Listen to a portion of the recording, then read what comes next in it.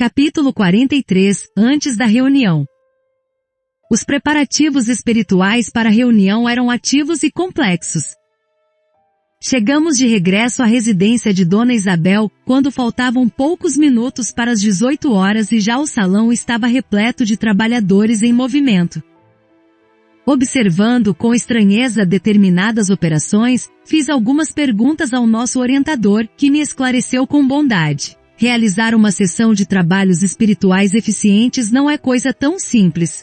Quando encontramos companheiros encarnados, entregues ao serviço com devotamento e bom ânimo, isentos de preocupação, de experiências malsãs e inquietações injustificáveis, mobilizamos grandes recursos a favor do êxito necessário. Claro que não podemos auxiliar atividades infantis nesse terreno. Quem não deseje cuidar de semelhantes obrigações com a seriedade devida, poderá esperar fatalmente pelos espíritos menos sérios, porquanto a morte física não significa renovação para quem não procurou renovar-se. Onde se reúnam almas levianas, aí estará igualmente a leviandade. No caso de Isabel, porém, há que lhe auxiliar o esforço edificante. Em todos os setores evolutivos, é natural que o trabalhador sincero e eficiente receba recursos sempre mais vastos. Onde se encontre a atividade do bem, permanecerá a colaboração espiritual de ordem superior. Calara-se o bondoso amigo. Continuei reparando as laboriosas atividades de alguns irmãos que dividiam a sala de modo singular, utilizando longas faixas fluídicas. Aniceto veio em socorro da minha perplexidade, explicando atencioso: estes amigos estão promovendo a obra de preservação e vigilância. Serão trazidas aos trabalhos de hoje algumas dezenas de sofredores e torna-se imprescindível limitar-lhes a zona de influenciação neste tempo familiar. Para isso, nossos companheiros preparam as necessárias divisões magnéticas. Observei, admirado, que eles magnetizavam o próprio ar. Nosso instrutor, porém, informou gentil: não se impressione, André. Em nossos serviços, o magnetismo é força preponderante. Somos compelidos a movimentá-lo em grande escala.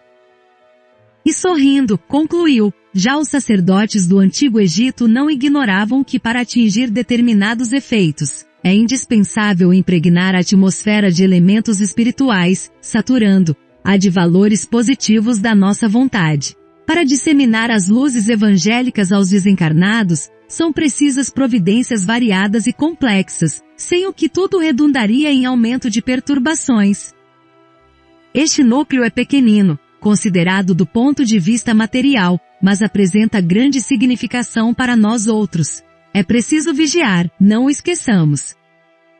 Enquanto as atividades de preparação espiritual seguiam intensas, Dona Isabel e Joaninha, noutra ordem de serviço, chegaram ao salão, dispondo arranjos diferentes. Usaram largamente a vassoura e o espanador. Revestiram a mesa de toalha muito alva e trouxeram pequenos recipientes de água pura.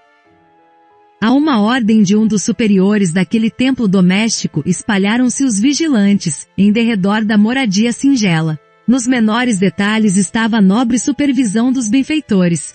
Em tudo a ordem, o serviço e a simplicidade. Logo após alguns minutos além das 18 horas, começaram a chegar os necessitados da esfera invisível ao homem comum.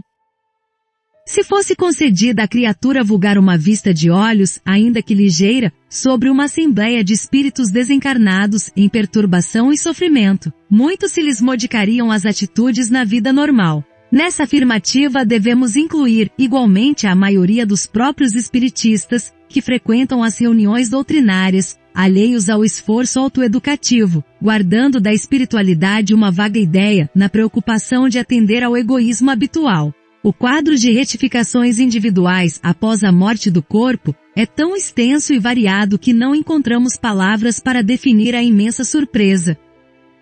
Aqueles rostos esqueléticos causavam compaixão. Chegavam ao recinto aquelas entidades perturbadas, em pequenos magotes, seguidas de orientadores fraternais. Pareciam cadáveres erguidos do leito de morte. Alguns se locomoviam com grande dificuldade. Tínhamos diante dos olhos uma autêntica reunião de coxos e estropiados, segundo o símbolo evangélico. Em maioria, esclareceu Aniceto, são irmãos abatidos e amargurados, que desejam a renovação sem saber como iniciar a tarefa. Aqui poderemos observar apenas sofredores dessa natureza, porque o santuário familiar de Isidoro e Isabel não está preparado para receber entidades deliberadamente perversas. Cada agrupamento tem seus fins. Com efeito, os recém-chegados estampavam profunda angústia na expressão fisionômica. As senhoras em pranto eram numerosas. O quadro consternava. Algumas entidades mantinham as mãos no ventre calcando regiões feridas. Não eram poucas as que traziam ataduras e faixas. Muitos, disse-nos o mentor, não concordam ainda com as realidades da morte corporal. E toda essa gente, de modo geral, está prisioneira da ideia de enfermidade. Existem pessoas, e vocês como médicos, as terão conhecido largamente, que cultivam as moléstias com verdadeira volúpia.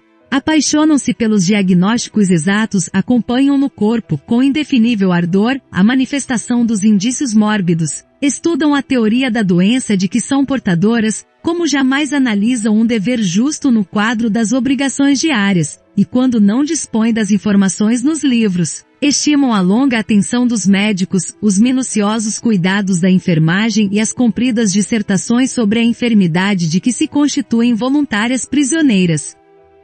Sobrevindo a desencarnação, é muito difícil o acordo entre elas e a verdade, porquanto prosseguem mantendo a ideia dominante. Às vezes no fundo são boas almas, dedicadas aos parentes do sangue e aproveitáveis na esfera restrita de entendimento a que se recolhem, mas no entanto, carregadas de viciação mental por muitos séculos consecutivos. E num gesto diferente nosso instrutor considerou: demoramo-nos todos a escapar da velha concha do individualismo. A visão da universalidade custa preço alto e nem sempre estamos dispostos a pagá-lo. Não queremos renunciar ao gosto antigo, fugimos aos sacrifícios louváveis. Nessas circunstâncias, o mundo que prevalece para a alma desencarnada por longo tempo é o reino pessoal de nossas criações inferiores. Ora, desse modo, quem cultivou a enfermidade com adoração, submeteu-se-lhe ao império. É lógico que devemos, quando encarnados, prestar toda a assistência ao corpo físico, que funciona para nós como vaso sagrado. Mas remediar a saúde e viciar a mente são duas atitudes essencialmente antagônicas entre si. A palestra era magnificamente educativa, entretanto, o número crescente de entidades necessitadas chamava-nos à cooperação. Muitas choravam baixinho, outras gemiam em voz mais alta. Depois de longa pausa, Aniceto advertiu: vamos ao serviço. Para nós, cooperadores espirituais, os trabalhos já começaram. A prece e o esforço dos companheiros encarnados representarão o termo desta reunião de assistência e iluminação em Jesus Cristo. Ajude o canal a crescer. Curta esse vídeo. Inscreva-se no canal e ative o sininho para receber a notificação de novos vídeos. Compartilhe para que mais pessoas tenham a oportunidade de escutar essa belíssima obra. Gratidão!